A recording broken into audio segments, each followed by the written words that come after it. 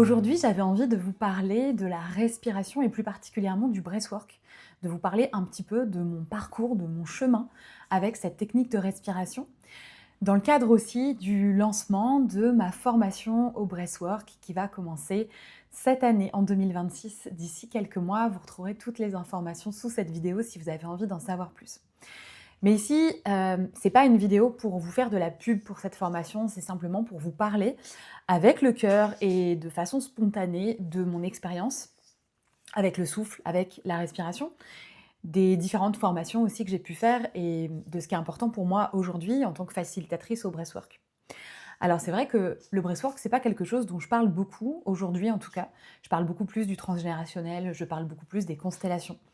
Et pourtant, c'est une pratique qui est encore au cœur de mes espaces et de ce que je propose, et notamment des immersions et des retraites. C'est vraiment les espaces dans lesquels aujourd'hui je travaille avec le souffle, et plus forcément dans des espaces autres. C'est-à-dire qu'au départ, j'organisais des sessions de quelques heures sur des matinées ou sur des soirées. Et j'ai accueilli plusieurs personnes sur ce temps assez court, assez restreint pour découvrir la pratique du breathwork. Et puis aujourd'hui, j'ai plutôt envie de l'intégrer dans une dimension beaucoup plus large, donc notamment dans les cercles, dans les immersions de 2 jours parfois, et surtout dans les retraites de 3 ou 4 jours, où là, le breathwork vient vraiment donner une autre dimension à cet espace collectif.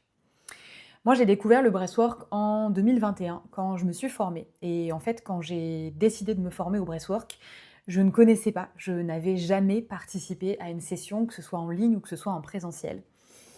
Et ça a été vraiment un appel. Ça a été un appel très, très fort de cette médecine que je ne connaissais pas.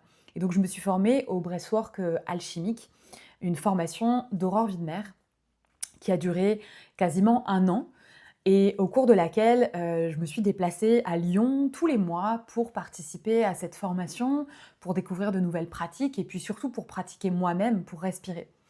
Et donc, c'est une formation qui est vraiment basée sur le breathwork holotropique tel que développé par Stanislas Grof, qui est aussi l'approche sur laquelle je me base aujourd'hui dans la formation que je propose et puis dans les espaces que je propose. Donc, c'est une respiration qui peut paraître effectivement assez intense, qui en tout cas, moi, au départ, m'a surprise. Et surtout que je connaissais pas du tout le breathwork, je savais pas du tout à quoi m'attendre. Mais finalement, j'y allais avec la meilleure intention, c'est ce que je dis souvent aujourd'hui.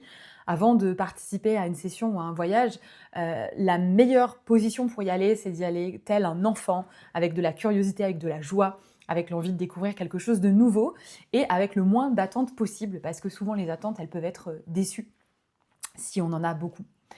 Et donc cette rencontre avec le breathwork, ça a été, un premier voyage, en tout cas, qui a été très corporel, où j'ai ressenti beaucoup, beaucoup de choses dans mon corps. Alors parfois, on nous vend un peu le breathwork comme quelque chose, qui explose, d'incroyable, où on va avoir des visions, on va voir plein de choses et cetera. Moi, ça n'a pas du tout été mon cas la première fois. Mais pour moi, c'était déjà incroyable pour là où j'en étais, parce que j'ai vraiment ressenti beaucoup, beaucoup de choses dans mon corps. J'ai senti des picotements, j'ai senti des fourmillements. Donc j'ai vraiment senti qu'il y avait une énergie qui circulait. Et mon corps, il s'est réveillé à ce moment-là. Parce que à ce moment-là, au moment de ma rencontre avec le breathwork, j'étais plutôt déconnectée de mon corps. J'ai toujours été très mentale, très analytique, j'ai besoin de comprendre, j'ai besoin d'analyser, j'ai besoin de décortiquer, et c'est toujours un peu le cas aujourd'hui, on va pas se mentir. Mais à ce moment-là, particulièrement de ma vie, j'étais complètement déconnectée de mon corps. Je savais pas ce que c'était mon corps, j'en prenais pas soin, enfin voilà, il y avait vraiment, je vivais à côté en fait de mon corps. Et l'expérience du breathwork, cette première expérience et puis la formation, bien évidemment plus largement, ça m'a permis de me reconnecter à mon corps, de refaire circuler l'énergie dans mon corps, de prendre conscience finalement que j'avais un corps et qu'il était super important. Et ça a vraiment été ça pendant toute ma formation. J'ai vécu évidemment d'autres voyages, j'ai vu certaines choses, j'ai compris aussi, j'ai eu des prises de conscience, puisque dans cet état de conscience modifié, parfois on peut avoir des espèces de grosses prises de conscience, un peu ce que j'appelle des eureka. D'un coup, on va capter quelque chose qu'on n'avait pas capté jusque-là. Donc évidemment, j'ai vécu aussi ces moments-là. Mais je dirais, ce qui m'a le plus marqué, c'est vraiment cette reconnexion au corps, cette reconnexion au mouvement, de m'autoriser au fur et à mesure des séances à bouger de plus en plus, à vraiment voilà, faire circuler et ressentir pleinement mon corps. Et ça a été profondément transformateur, puisque c'est comme si je descendais finalement, moi qui vivais beaucoup dans ma tête, beaucoup dans la sphère du haut. Petit à petit, je suis redescendue dans mon corps et j'ai pu, à la suite de cette formation, m'ouvrir à d'autres espaces, à d'autres pratiques, à d'autres formations aussi, euh, dont je me serais jamais intéressée avant, auquel je me serais jamais intéressée avant, parce que justement, j'étais trop déconnectée de mon corps. Donc ça a été vraiment un point de démarrage qui a changé énormément de choses et c'est une formation qui m'a énormément appris. Et j'ai, après cette formation, facilité énormément d'espaces de breathwork en individuel, en collectif et donc je continue aujourd'hui principalement en collectif, comme je vous disais, dans les espaces tels les retraites, etc. Et puis, j'ai découvert ensuite une autre approche du breathwork, un petit peu plus tard, qui est l'approche de Tom et Inga Lehman, donc Holistic Breath, qui est là une respiration beaucoup plus yin, où on n'entre pas dans l'hyperventilation comme on peut rentrer avec l'approche holotropique, qui était ma première formation, mais là où on va être dans quelque chose de plus doux. Alors il peut y avoir un peu d'hyperventilation au début, mais on va être aussi dans des rétentions du souffle. On s'appuie vraiment sur d'autres méthodes, d'autres techniques, et c'est quelque chose qui vient profondément réguler le système nerveux. Donc vraiment une formation avec une approche plus douce et avec une approche aussi plus centrée sur la régulation du système nerveux.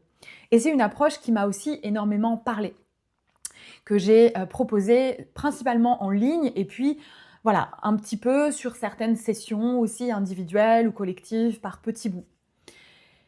Et j'ai continué moi aussi de participer à des sessions de breathwork avec différents facilitateurs, notamment Yena Tononsin et Miguel Sevillano, qui sont deux de mes enseignants au Portugal. Et en fait, les formations et puis les pratiques que j'ai pu avoir moi aussi m'ont enrichi. Et toutes les formations que j'ai pu avoir aussi en parallèle, autour de la théorie polyvagale, autour de l'accompagnement des traumas, eh bien, ça a nourri en fait ma pratique d'aujourd'hui. Donc mes sessions de breathwork aujourd'hui, en 2026, ne sont plus du tout les mêmes qu'en 2023 parce que moi, j'ai aussi expérimenté et j'ai adapté finalement les formations que j'avais reçues, ma pratique, les groupes de personnes que j'ai accompagnés, leurs réactions, etc. Et finalement, mon approche aujourd'hui, elle est uniquement la mienne. Elle est évidemment inspirée de ce travail-là et puis du travail des prédécesseurs, puisque ces deux formations s'appuient aussi sur évidemment d'autres approches. Moi, j'ai découvert aussi par une amie qui est formée la pratique du rebirth, donc là qui est encore une autre technique, une autre pratique. Et finalement, on se rend compte qu'il y a autant de breathwork que de facilitateurs, qu'il y a autant de façons d'accompagner, de guider le souffle que de personnes qui tiennent l'espace. Et que finalement, ce dont je me suis rendu compte aussi, c'est que le plus important n'est pas tant la pratique, est-ce qu'on va respirer par le nez, par la bouche, etc., mais plutôt la personne qui guide et avec laquelle on se sent en sécurité et en confiance. Et ça, c'est vraiment l'essentiel et un non négociable aujourd'hui dans ma pratique, c'est que les personnes se sentent en sécurité avec moi pour pouvoir vivre l'expérience. Parce que c'est une expérience qui demande du lâcher-prise, qui demande beaucoup de confiance et beaucoup de sécurité. Et d'ailleurs, je le dis souvent, si votre mental ne se sent pas assez en sécurité avec ce que je lui dis, avec l'espace que je crée pour vous, alors le mental risque de mettre des barrières, de ne pas suivre, parce que le mental, son rôle, c'est de nous protéger, de ne pas aller dans un espace trop inconnu et potentiellement trop dangereux pour nous. Alors non, la pratique du breathwork n'est pas dangereuse, mais pour notre mental et pour des personnes qui parfois, comme c'était mon cas, peuvent avoir besoin de contrôler les choses, être un peu dans une forme de rigidité, etc., ça peut être assez difficile de lâcher prise. Donc il y a vraiment besoin de cette sécurité. Et quand on se sent en sécurité dans cet espace, on peut vraiment vivre beaucoup de choses. Moi, j'ai vécu beaucoup de guérisons. Pas tout le temps uniquement sur le coup de la séance, mais parfois des choses qui venaient après. Parfois, simplement l'observation que ma posture a changé, que mes réactions vont changer dans différentes situations du quotidien. Parce que je vis parfois des expériences dans les sessions de breathwork qui m'accompagnent sur mon chemin et qui me montrent en fait ce qui est possible, qui me montrent que je peux ressentir une expansion, une ouverture de cœur, par exemple, dans cet espace-là, même si je ne la ressens pas dans ma vie au quotidien.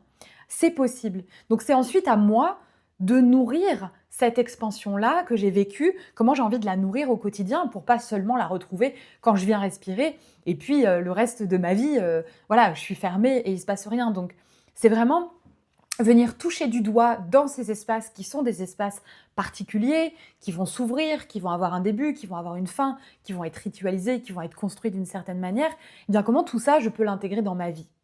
Donc c'est pas du vent et c'est pas voilà, quelque chose qui se touche juste dans cet espace-là et puis après c'est terminé, on retourne à notre vie. En tout cas, moi, c'est pas la vision que j'en ai. Donc c'est vraiment comment je peux aussi intégrer tout ça dans ma vie, dans mon quotidien, pour en faire quelque chose. Et moi, c'est ça qui a vraiment été très transformateur pour moi sur mon chemin avec le breathwork, c'est de pouvoir intégrer tout ça dans ma vie et de pouvoir revenir au souffle, revenir à cette pratique quand j'en ressentais le besoin, quand je ressens un appel, quand je sens que j'ai besoin aussi de décharger peut-être de l'énergie ou de refaire circuler de l'énergie dans mon corps, quand j'ai besoin peut-être d'aller toucher certaines émotions et que je ne m'autorise pas à prendre l'espace au quotidien, eh bien peut-être que c'est cet espace-là qui va m'y permettre. Mais tout ça en me sentant toujours en sécurité, accompagnée et surtout sans rien forcer. Il y a quelque chose aussi à propos du breathwork qui est vraiment important pour moi, c'est cette confiance dans notre corps. C'est-à-dire que moi, j'ai toujours eu cette vision-là dans ma pratique que, en tant que facilitatrice, moi, je ne sais rien, je ne sais pas ce qui se passe et ce n'est pas à moi de forcer quoi que ce soit parce que le corps a une intelligence qui lui est propre. Et le corps, quand on le laisse faire, et dans ces espaces-là, c'est l'intention, c'est de le laisser faire, eh bien, il sait faire. Et moi, je dis toujours, autorisez-vous les mouvements dont vous avez besoin pendant la séance de respiration. Parce que c'est ces mouvements-là qui vont vous permettre de refaire circuler, de libérer, de comprendre, de recevoir, etc. Tout ce qui va être juste pour vous, en fait. Donc, c'est vraiment faire confiance à cette intelligence. Et moi, en tant que facilitatrice, j'ai une confiance absolue en le corps de chacun, de chacune des participants, participantes, et en leur guérisseur, guérisseuse intérieure. Et c'est ça aussi que j'ai envie de transmettre dans ma formation, au-delà des protocoles, au-delà des connaissances, au-delà des techniques, c'est réapprendre peut-être à faire confiance et à laisser le corps faire. Et puis, il y a quelque chose que j'ai pu observer aussi dans toutes les pratiques de breathwork que j'ai pu faciliter, proposer, c'est vraiment le timing parfait à chaque fois. C'est-à-dire que j'observe qu'on va toujours ouvrir les portes dans ces espaces-là qui sont juste pour nous. Alors parfois, on ouvre en grand des portes, et puis parfois, on les ouvre à peine, un tout petit peu, on va les entrouvrir, ou on va même pas les ouvrir, et parfois, ça arrive, et on peut repartir avec de la frustration. Mais pourtant, moi, j'ai cette conviction que tout est toujours profondément juste dans les espaces de breathwork. Si vous ouvrez une porte en grand, c'est que vous étiez prêt, prête à l'ouvrir. Si la porte ne s'ouvre pas, ou juste un tout petit peu, c'est peut-être que c'était pas le moment. Et c'est OK, et ça sert à rien de forcer. En tout cas, c'est pas moi, en tant que facilitatrice, qui irai forcer l'accès à cette porte-là. Il y a vraiment, au-delà de l'intelligence du corps, une intelligence plus grande que nous, euh, par laquelle on est guidé aussi dans ces espaces-là. Et vraiment, on vient toujours recevoir les messages dont on a besoin à ce moment précis et toucher du doigt ce qu'on a besoin de toucher à ce moment précis. Donc vous l'aurez compris, je crois, c'est vraiment une pratique que j'aime énormément, qui moi m'a énormément aidée, enseignée et continue de m'aider et de m'enseigner, puisqu'évidemment je continue aussi de pratiquer, de participer à des sessions de breathwork organisées par des confrères, par des consoeurs, en tout cas de vivre aussi ces expériences dans mon corps, parce que c'est pas des expériences qui se comprennent ou qui s'analysent, mais c'est vraiment des expériences qui ont besoin d'être vécues, une expérience qui passe complètement par le corps. Donc moi, je continue aussi d'être élève là-dedans. Et aujourd'hui, à travers la formation Respira, j'ai vraiment, vraiment à cœur de transmettre cette médecine du souffle, c'est pas de la magie, mais c'est pourtant le terme qui me vient, mais en tout cas cette beauté de la respiration et de ce qu'on peut aller toucher dans ces espaces juste avec notre respiration. On prend aucune substance, il se passe rien d'autre, je vous le promets, c'est complètement safe là-dessus et tout est légal, c'est juste avec notre souffle. Et c'est ça, je crois, le plus fou, c'est de se dire, en fait, juste en respirant, en tout cas en posant de la conscience sur la façon dont on respire, on peut accéder à un monde tellement vaste, à des connaissances tellement importantes qui se situent à l'intérieur de nous et qu'on ne prend pas forcément le temps d'écouter dans la vie de tous les jours, que voilà, j'ai vraiment profondément beaucoup de respect en fait pour cette médecine et je suis vraiment honorée de pouvoir aujourd'hui la transmettre.